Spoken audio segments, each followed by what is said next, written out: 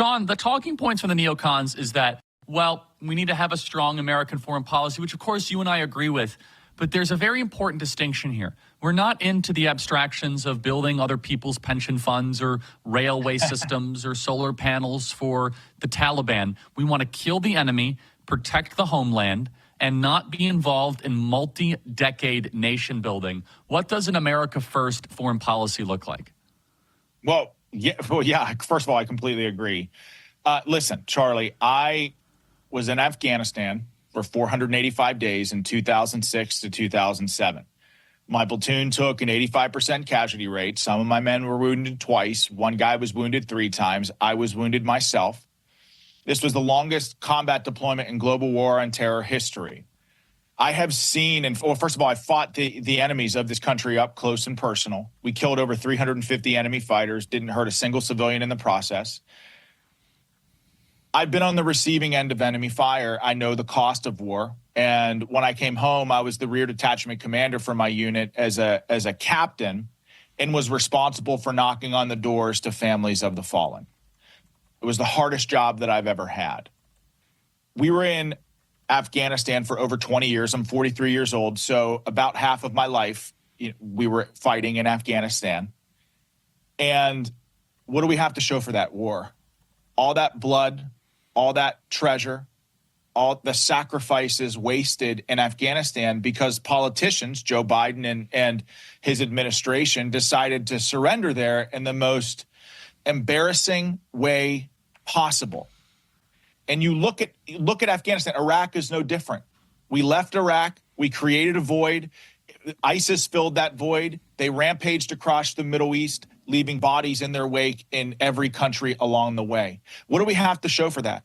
Trillions of dollars spent, thousands of Americans dead, tens of thousands wounded, hundreds of thousands of Americans suffering from the invisible wounds of war, 1 million Iraqis dead because of that conflict. And now the very same people, both Democrats and Republicans, have got us into a quagmire in Ukraine that will likely end the same exact way unless a bold reform strategy is taken when Donald Trump gets in office in January.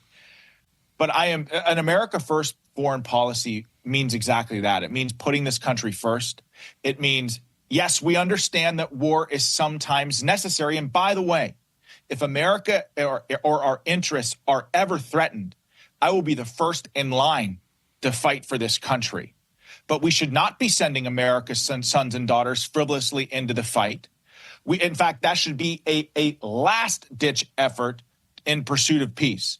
Like, I'm almost anti-war in almost every way because of my experiences in war.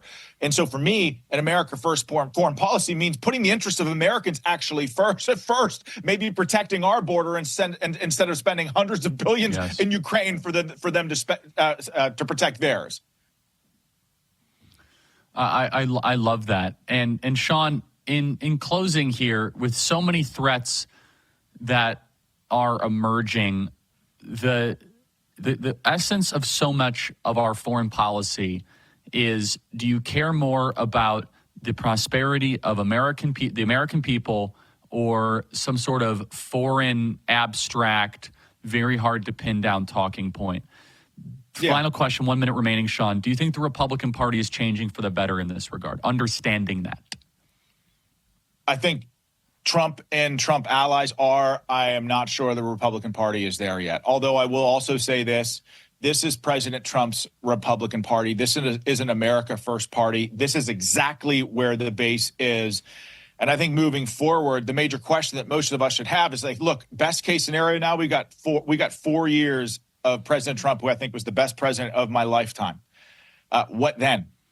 And so I think our focus, and I know it's your focus as well, to get as many great America First candidates in office as humanly possible to rectify this problem.